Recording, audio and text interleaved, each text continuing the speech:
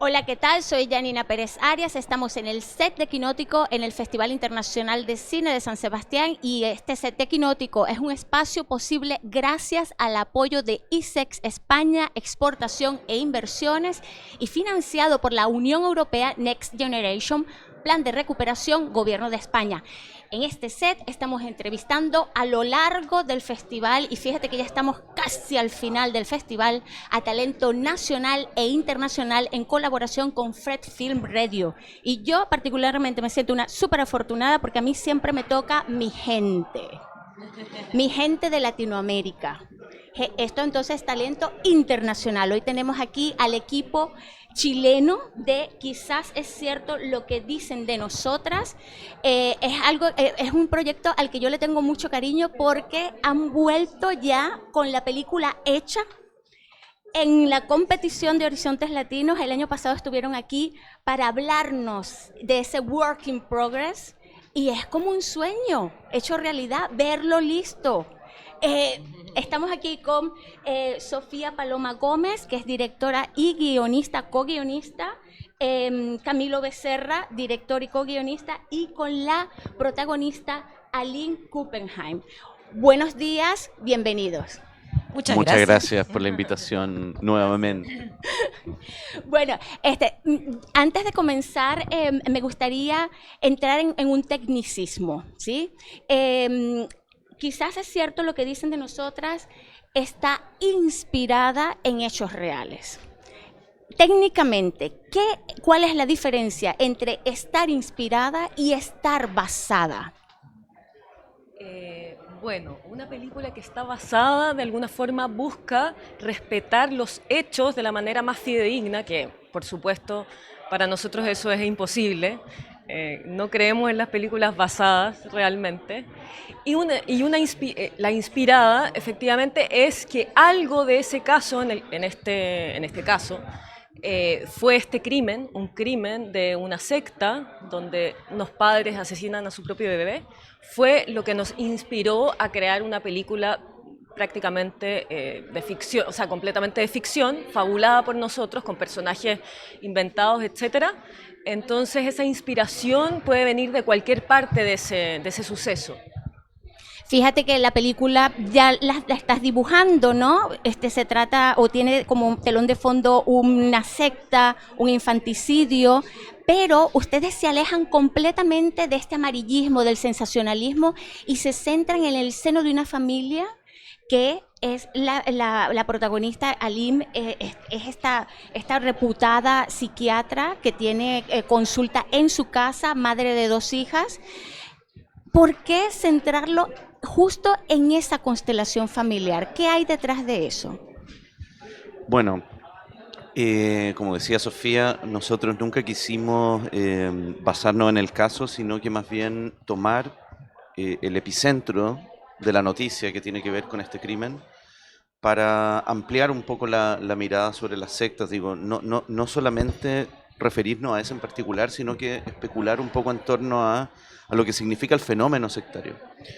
Entonces, la manera que nos resultó más interesante por una parte y también desde cierta perspectiva la única posible, porque a nosotros mostrar la secta nos parece imposible, creemos que eso es irrepresentable, jamás vamos a tener acceso a ese espacio, ni Sofía ni yo, ni nadie del equipo ha formado parte de secta, entonces decidimos situar el drama en el seno, como tú dices, de una familia, precisamente desde una madre que no entiende nada de lo que está pasando, que está tratando de encontrar una explicación al horror, igual que nosotros, igual que el espectador. Un poco era la mejor forma de trasladar, no la certeza, porque no tenemos ninguna certeza en torno a por qué ocurre algo tan terrible como esto, sino que las preguntas. Eso es lo que nos parecía interesante. Creemos que a través de ese punto de vista podemos hablar un poco, no solamente de esos personajes, sino que también de alguna manera de un entorno social que se fuga por todas partes, digamos, en esas relaciones de esta familia. Fíjate que Aline, este es un personaje que a priori tendría todas las herramientas desde el punto de vista de conocimiento para desmenuzar lo que le está pasando a su hija, para desmenuzar eso que le ha pasado, que está dibujado y se va metiendo poco a poco la trama, ¿no? La información viene de a poco. Sin embargo, está en blanco, ¿sí? ¿Cómo fue para ti confrontarte con esto? Y también esto, lo que yo llamo roles de alta costura, que son roles pensados, cosidos en tu cuerpo, hechos para ti. Muchas gracias. Sí, es un proceso parecido al que vive Jimena, finalmente, porque creo que el trabajo de un actor o de una actriz se parece de alguna manera al trabajo que tiene que hacer el psiquiatra, que es un científico, un profesional de la salud mental. Es algo similar a lo que hace el actor, en el sentido de intentar entender desde un punto de vista teórico o pragmático o racional algo que es muy difícil de comprender para el alma humana, digamos. Y sobre todo si eso está chocando con lo emocional, que tiene que ver con esa otra dimensión de madre. Entonces, como actriz, claro, me identifico un poco con Jimena en el sentido de intentar comprender algo que creo que para toda la población, y por eso fue tan emblemático este caso, y lo sería en cualquier lugar del mundo, es la cantidad de preguntas que plantea, este misterio que que se abre ante una sociedad cuando ocurren estas fugas, ¿no? de estos descontroles en la estructura, en el diseño de la sociedad. Y es interesante abordarlo desde ese punto de vista como actriz y poder prestárselo también a la psiquiatra, que es Jimena. Muy interesante. Tuvimos que analizar mucho el fenómeno y es muy difícil de comprender, pero al mismo tiempo también el trabajo del actor, así como el del psiquiatra, intentar entrar en esas otras estructuras mentales, en esos otros sistemas de creencia. Y para mí, ese es el meollo de la película. Nos habla de los sistemas de creencia y cómo estos a veces son constructivos y otras pueden ser muy destructivos para la sociedad completa. Esta era otra de mis preguntas que iba a hacer más adelante, pero quiero cogerme de esta cola porque la película ya se estrenó en Chile y en Argentina. Y claro, cuando hablamos de sistemas de creencia y también de sistemas de poder, de estructuras de poder, porque son personas que están bajo el poder de una persona, ¿cómo ha sido el debate que se ha desatado, desarrollado, generado, tanto en Chile como en Argentina, donde sabemos que han habido no solamente muchísimos casos de sectas, sino también que se puede decir que ciertas ideologías fungen como sectas? Se puede extrapolar una serie de otros fenómenos, sí.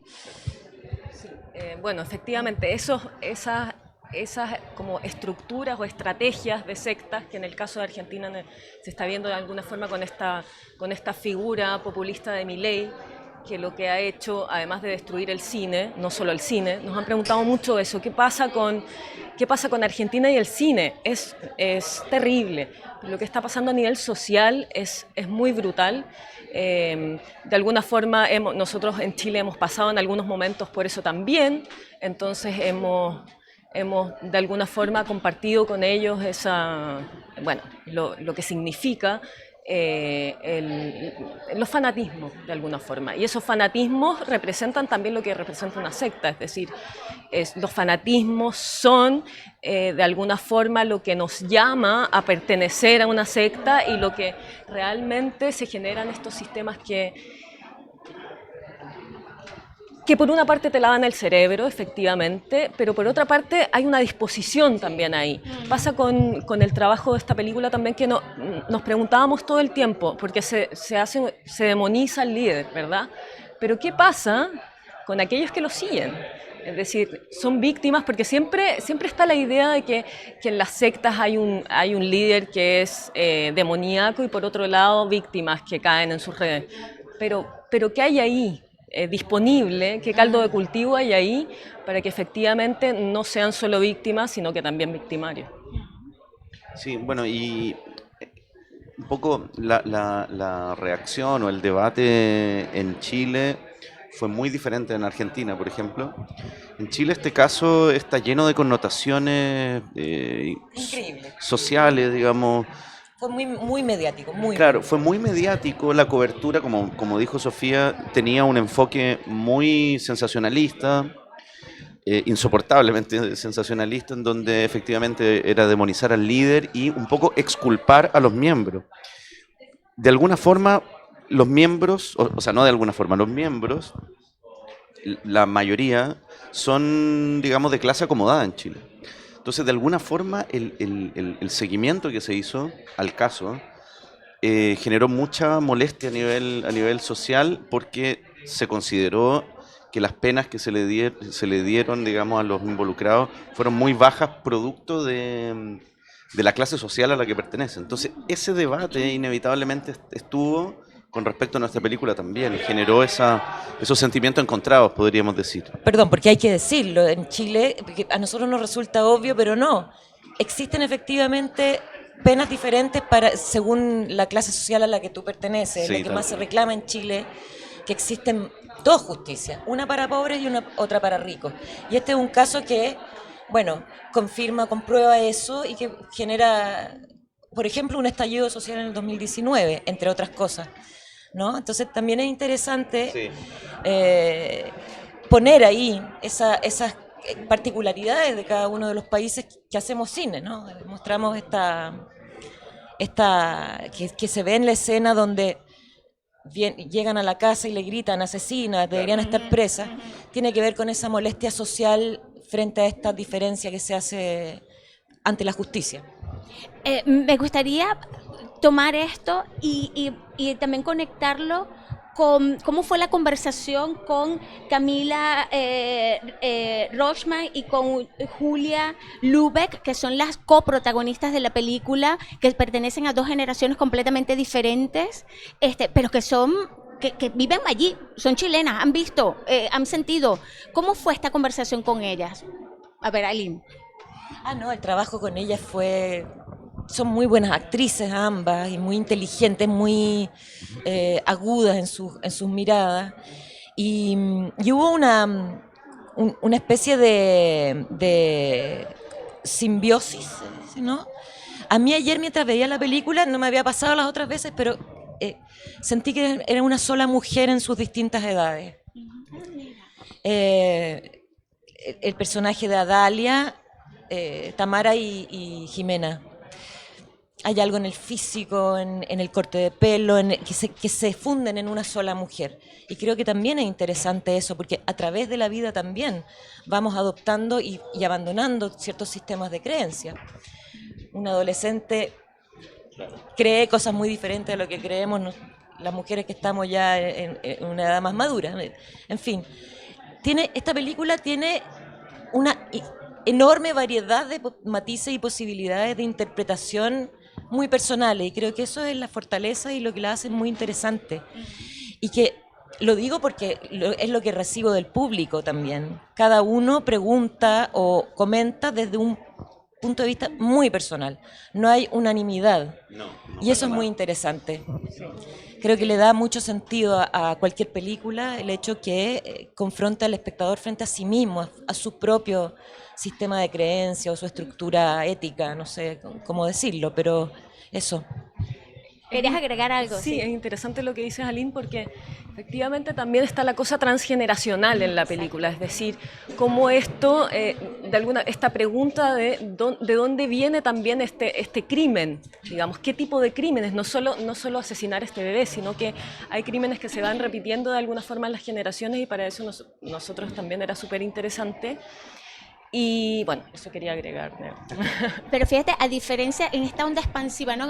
Ok, sucede esto, siempre se ha mostrado, al ser demoníaco, siempre se ha mostrado a las personas que le siguen, pero en esa onda expansiva, que es como en la tercera cosa, es lo que muestran ustedes, lo que no se ha visto, ¿sí? Ese trabajo de cómo una familia, en este caso una mujer, lo hace, ¿no? Utilizando todas sus armas y herramientas, tanto de conocimiento como de madre, que ahí hay una dicotomía bastante... Sí, claro. Que ayer lo decíamos también, si una psiquiatra como Jimena, que es una buena psiquiatra, no logra comprender el fenómeno, ¿qué queda para las personas comunes y corrientes que no tienen esa herramienta, esos estudios?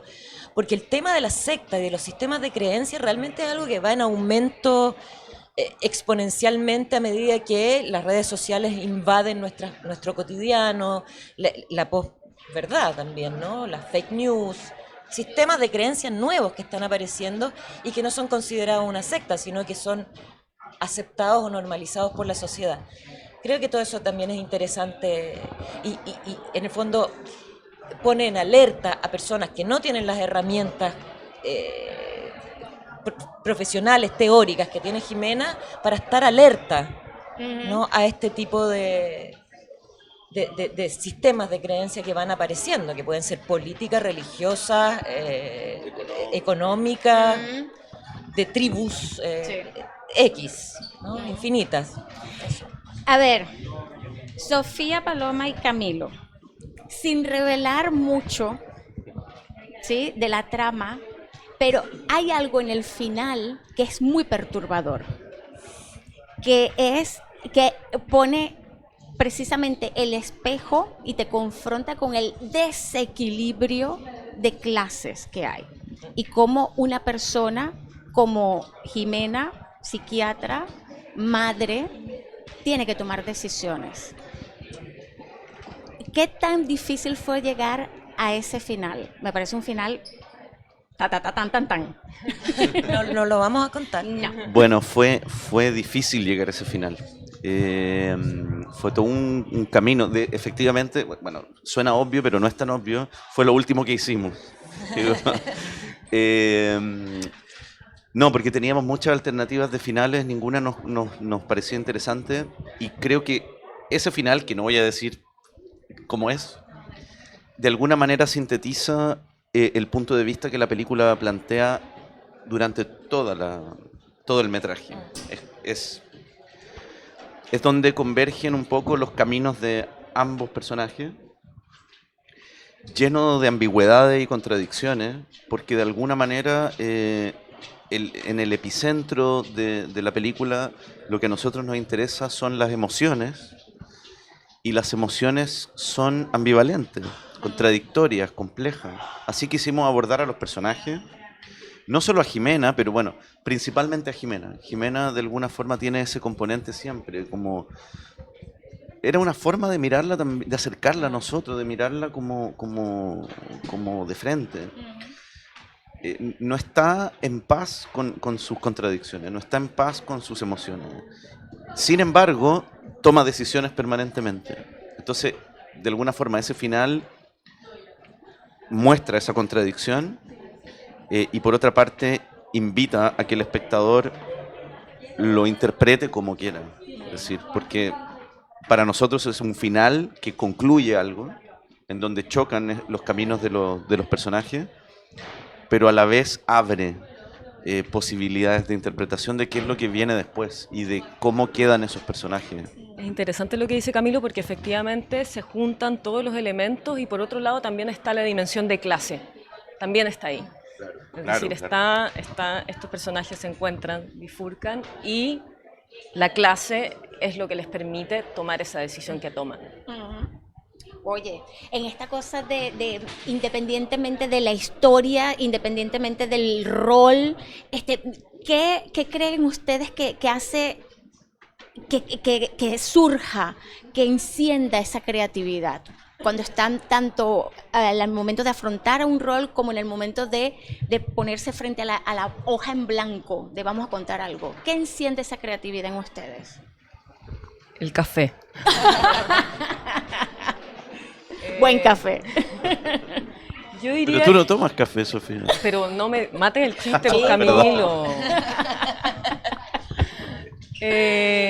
No sé, yo creo que hay una necesidad de expresar. El otro día leía por ahí, no me acuerdo quién era, que quien no puede decirlo tiene que expresarlo de otra manera, y me parece que esa es la función como del artista, es como expresar lo que es de alguna manera, no sé, indecible o lo que sea. Es un poco como enamorarse. ¿Por qué te enamoraste de esta persona? No sé, me pasó nomás. Y yo creo que con la creatividad pasa algo parecido, con los temas, con los proyectos. De repente, como dice Sofía, hay una necesidad. Uno no sabe muy bien por qué, pero es eso. Y eso es un hilito que tú tiras y ya empieza a desenrollarse toda una madeja que van sucediendo las cosas una tras otra, y una lleva a la otra y de repente se transforma en una obra, con todo ese proceso. Camilo. Bueno, yo diría un poco la realidad. La realidad es inspiradora.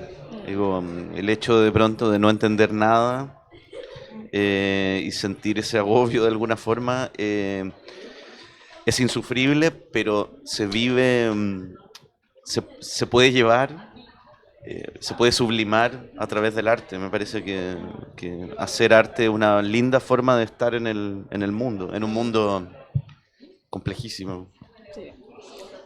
Estamos en el set de Quinótico con el equipo de Quizás es cierto lo que dicen de nosotras. Es una coproducción entre Chile de la mano de nuestros amigos Storyboard. ¿Dónde están? Por ahí está Carlos.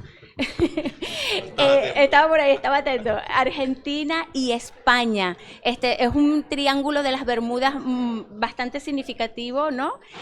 Y bueno, y viendo la película, también es mucho cine, es muy cine. Tiene un lenguaje cinematográfico bastante particular, ¿no? En esta época en la que vemos películas y parece como si estuviéramos viendo productos de telefilm, ¿no? O las mismas. En cambio aquí yo veo una identidad. Y entonces, claro, esto me remite a esta pregunta que nos hace Filming, que es: ¿a qué director, película, actriz, actor le das las gracias por hacerte amar el cine? Porque aquí en esta película yo veo que hay mucho amor hacia el oficio. A ver. Bueno, yo no me pierdo. Ingmar Bergman, definitivamente. Reconozco, y yo creo que reconocemos el profundo impacto que generaron sus películas en nosotros. Sí. Bueno, de hecho esta película de alguna forma siempre la estuvimos pensando y dialogando con el espíritu de él, pero yo sumaría a John Cassavetes, que me parece el nivel de emoción también ahí a flor de piel de sus películas son espectaculares. Muchas. Yo tuve la suerte de tener un padre cinéfilo, entonces la primera película que yo vi a los 4 años fue La Bella y la Bestia de Cocteau. Entonces creo que quedé un poco marcada con ese cine tan puro y de tanta belleza. Pero para mí, mi película fetiche es Hiroshima Mon Amour de René. Y Duras, por supuesto. Que espero en alguna parte poder encarnar un poquito de eso alguna vez. Y Emmanuelle Riva, que es mi actriz favorita. Fantástico. En esta película hay mucho de gritos y susurros. Pero ojalá que no se sepa. Vayan a verla. Vayan a verla. ¿Y qué van a ver? Pues van a ver Quizás es cierto lo que dicen de nosotras. Es una coproducción entre Chile, Argentina y España. Y aquí hemos tenido parte del equipo a Sofía Paloma Gómez, a Camilo Becerra, que son directores y co-guionistas. 4 manos allí, como una sinfonía de Chopin, y a Aline Kuppenheim, protagonista, una de las máximas figuras en Chile ahora mismo, y espero que por mucho tiempo, lo tenía que decir en cámara. La máxima. No, hay otras maravillosas. a las que admiro mucho. Pues mira, sí, pero bueno. Y bueno, aquí estamos. Muchísimas gracias no solamente por la película, sino por venir al set de Quinótico una vez más. Y aquí les espero con el próximo proyecto. Encantado, aquí estaremos Sí. felices, felices. Y bueno, aquí estamos en el set de Quinótico, en el Festival de San Sebastián, y seguimos aquí en Quinótico, la primera con K y la segunda con C. Gracias.